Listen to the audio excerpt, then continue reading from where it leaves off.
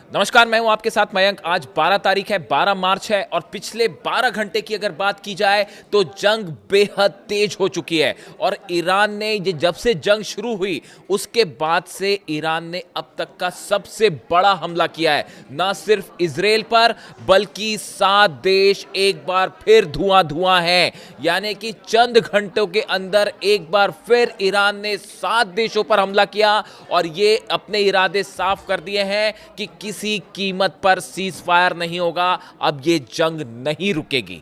Ali Khamenei साहब की शहादत का बदला लिया जाएगा और ये जंग नहीं रुकेगी। तमाम तरह की बातें आपने सुनी सोशल मीडिया पे कि जंग रोकने की कोशिशें हो रही हैं और तमाम देश बात कर रहे हैं। इस तरह की तमाम बातें अमेरिका की तरफ से भी कही गई, डोनाल्ड ट्रंप की तरफ से भी कही गई कि जल्द ही जल्द जंग खत्म हो सकती है। इन सब बातों को सिरे से नकार दिया है ईरान ने और 7 देशों पर हमला किया। इजराइल की मैं अलग बात करूंगा, आप पहले 7 देशों की बात देखते हैं कहां कहां हमले हुए और इसके पीछे का संदेश क्या है।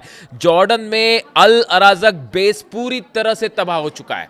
ये अमेरिका का वो बेस है, जॉर्डन का बेस है। देखिए, मैं वीडियो बनाया कर रहा था जब ये जंग शुरू हुई, उसके पहले मैं वीडियो बनाता था और आपको मैंने बताया था कि ये जॉर्डन के जो बेसेस हैं यहाँ पे सबसे ज़्यादा F-35 जेट्स उतर रहे हैं, F-16 जेट्स उतर रहे हैं, अवॉक्स प्लेन्स उतर रहे हैं। वो जिस बेस पर उतर रहे थे अब वो बेस का नामो निशान मिट चुका है, उसका रनवे पूरी तरह से साफ हो चुका है और ना जाने कितनी बैलिस्टिक मिसाइल्स गिर चुकी है। और बीती रात का हमला, ये मैं आपको पुराने हमले नहीं बता रहा हूं। आप लोग अक्सर पूछते हैं तारीख, मैं आपको तारीख बता रहा हूं। 11 तारीख की रात से लेकर आज 12 तारीख की दोपहर तक के मैं हमले बता रहा हूं आपको। और इसमें ये यानी पिछले चंद घंटों के हमले, जॉर्डन के अल अराजक बेस पर फिर से बैलिस्टिक मिसाइल गिरी है।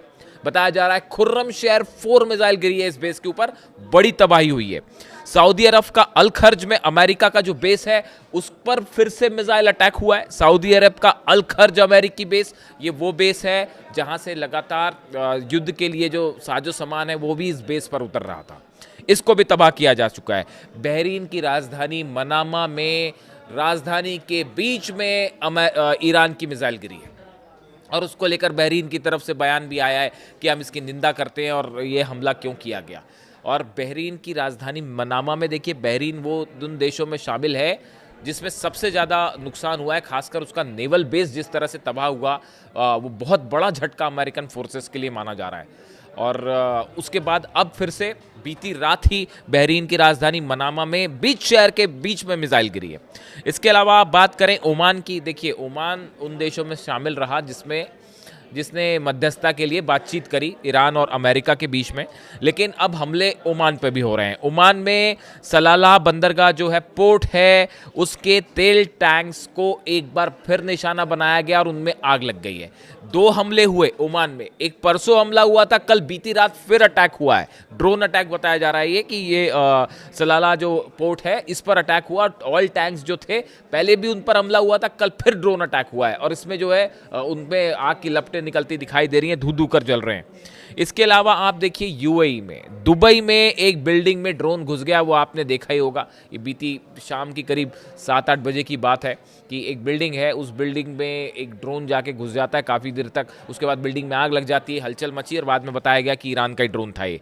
इसके अलावा जो यूएई का फुजेरा पोर्ट है, इस फुजेरा पोर्ट पर एक बार फिर से ईरान का ड्रोन अटैक हुआ है और उसकी तस्वीरें भी सामने हैं। और इसी तरह देखिए, गौर करने वाली बात यह है कि शारजा के इंडस्ट्रियल एरिया पर मिसाइल गिरी है। ये एक नया डेवलपमेंट सामने आया है कि इंडस्ट्रियल एरिया शारजा पर ईरान की मिसाइल गिरी है। इंडस्ट्रियल एरिया को सीधा नुकसान पहुंचाया गया है। इसके अलावा आप कुवैत की बात करें तो कुवैत पर अरी अल सालेम बेस जो है उस पर हमला किया गया है और यहाँ पे कई ये वो जगह है जहाँ अमेरिकी जेट्स खड़े रहा करते थे। जो रनवे है उसके तरफ से दोनों तरफ जो है अमेरिकी जेट खड़े होते थे और उनकी तस्वीरें आती थी। अब वहाँ कुछ नहीं बचा। ये बेस पूरी तरह से, कुवैत का जो बेस है अली अल सालेम बेस, ये पूरी तरह से तबाह हो चुका है। और अगर आप इनकी बात करें, जितने हमले हुए ये पिछले, मतलब ये था कि बीती रात 5 घंटे के अंदर करीब करीब ये सारे हमले निपटा दिए गए। यानी आप देखिए, एक तरफ ये खबरें चल रही हैं कि अब जंग कब खत्म होगी और इस तरह की बातें शुरू हो गई। ईरान की सेना की तरफ से साफ कह दिया गया है, हमारे सुप्रीम लीडर को आपने शहीद किया, जब तक उनका बदला नहीं लिया जाएगा ये जंग अब नहीं रुकेगी। और ये जंग जारी रहेगी। अब एक बार इजराइल पे आ जाइए। इजराइल पर बीती रात सबसे बड़े हमले हुए हैं अब तक की इस जंग के, और 50 मिसाइल्स इजराइल पर गिरी हैं।